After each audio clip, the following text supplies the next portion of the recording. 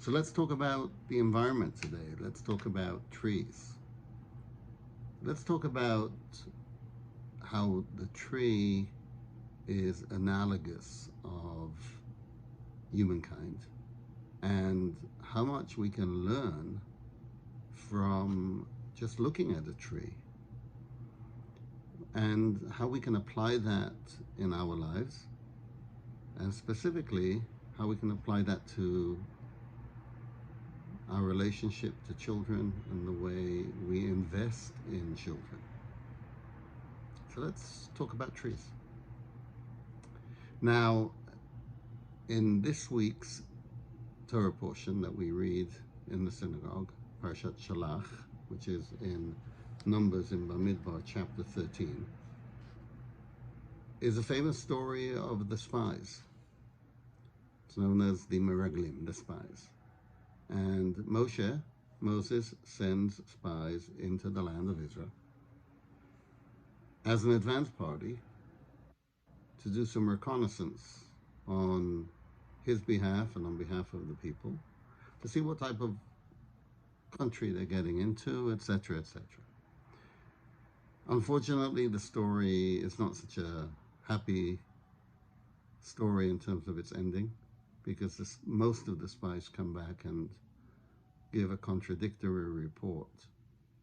And there's a lot to discuss in trying to understand where they were coming from and what they did wrong and why they did it. And those are sessions in and of themselves. But for our purposes, just focusing for a moment in the text when Moses tells them and gives them advice and says, this is what I want you to look at. Uritem et haaretz mahi, in chapter 13, verse number 18.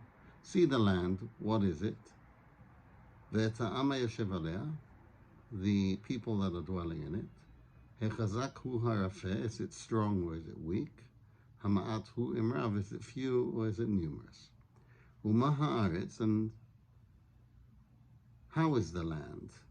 Ashehu yoshev ba, that he is dwelling in it. Hatova hi imra, is it good or is it bad? Is it a good land or is it a bad land? Umeharim ashehu yoshev behena, and how are the cities? Haba machanim, are they open cities? B'mivtzarim, are they fortified cities? So all of these are reconnaissance items that, if you're sending spies out as an advance party, these are things you want to know, and it makes sense. Then he says, Umaha Aretz, what is the land in terms of the following items? Hashmenahi imraza, is it fertile? Literally, the word shamen means fat, and what it means over here, it's overloading with produce, it's fertile. Imraza, or is it lean? And then he adds, Hayesh ba'etz imayin, does it have trees in it or not? And this is really, the commentaries really go to town on this one. Does it have trees in it or not? First of all, it would be very difficult to have a country, an entire country, without one tree in it. Come on, that's number one. Number two, you've just told them to look at the land and see if it's fertile or not. So wouldn't that include trees? So what is the tree being added in to the shopping list, so to speak? Why is he adding that in? And Rashi, the commentator who always goes for the simple interpretation, says that it's got to be over here, that this is an analogy to something. He's asking them to look for something deeper. He's not just asking them to look at the trees, to see if there are trees, because that's already covered in the prior items. And so Rashi, who normally gives us this simple interpretation, is forced to share with us that this is actually allegorical. It's here to tell them to ask for something else. And what they're asking for is, Im yesh behem adam kasher, is there among them a decent man, she'yagan aleim b'zchuto, who can protect them in his merit? Meaning the etz, the tree, is indicative of a righteous person. And so that's how Rashi gives us the interpretation of it. But then the question is, why does Rashi, or where does Rashi get this idea that a tree is analogous for a righteous person. What is it about a tree that indicates righteous people? And so there's a very interesting approach taken by a number of commentaries, including the Lubavitcher Rebbe. And he says, as do others, that the tree is, from all vegetation, the tree is actually the one that really identifies with good people. Because when you think about a tree versus other vegetation, when you grow a vegetable or you grow other types of vegetations, they grow quickly. And most of the time, you get to benefit from the crop that you've planted, sometimes in a period of a few weeks. When it comes to trees, most of the time, it takes a while. Sometimes you don't even get to see the fruits growing. Somebody can plant a tree, nurture it, do everything he needs to do in order for it to grow healthy, and may not even merit to see the fruits. So when you're planting trees, you're really planting for the environment. You're planting for the future generation. You're not only planting for the oxygen and for all of the health benefits that come from it, to help breathe, to help the environment, to help shade, but you're also planting for the fruit that it's going to sustain people, humankind, and animals. Everybody will be sustained through the fruits. But you don't always get to see the product. So when you're investing in trees, you're really showing that you're a person that cares about the environment and a person that cares about sustainability and the future of mankind, and humankind, and the world around us. And that's why the tree is analogous of a righteous person.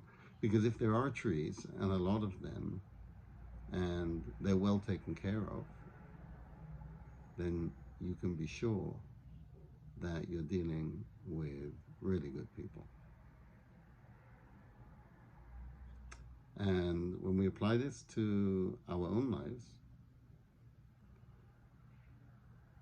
we compare the tree to our children.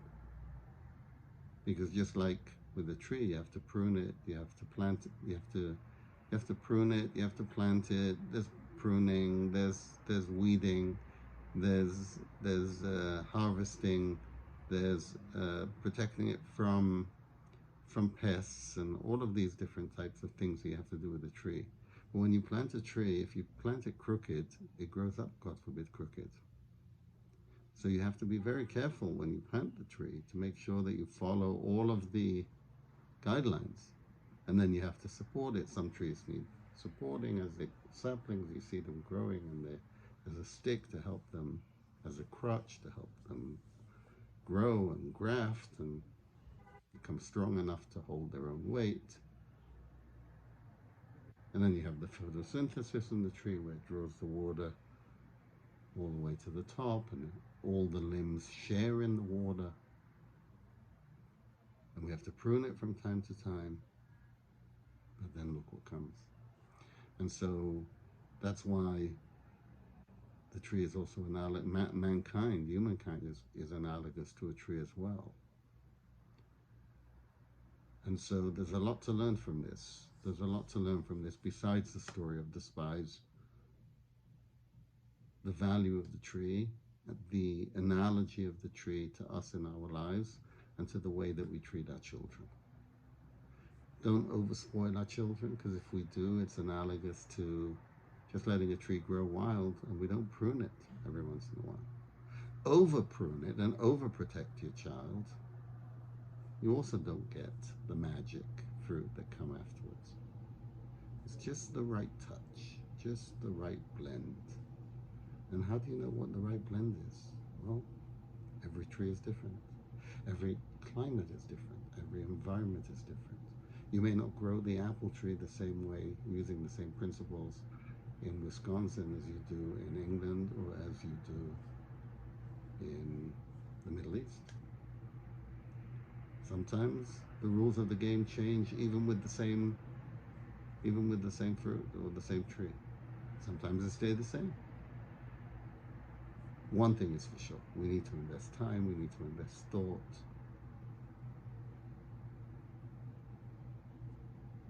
And we can do it because look at the trees around us. Look at this beautiful world that we live in. And look at the children that we see growing up and that we're investing in with all our heart and with all our soul. Ki ha'adam etz hasadeh, man is the tree of a field. Look to see hayesh ba'etz imayin. And this is also, and with this we'll end, this is also indicative of a community. When a community invests in their children, they're investing in trees. So not only is Moses asking the spies to look if there are trees, but he's also asking him in a way to look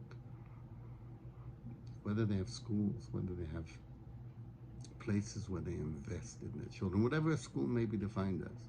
Do they invest time, love, nurture in their children? Please hit a like and subscribe as we make a difference in this world with our children.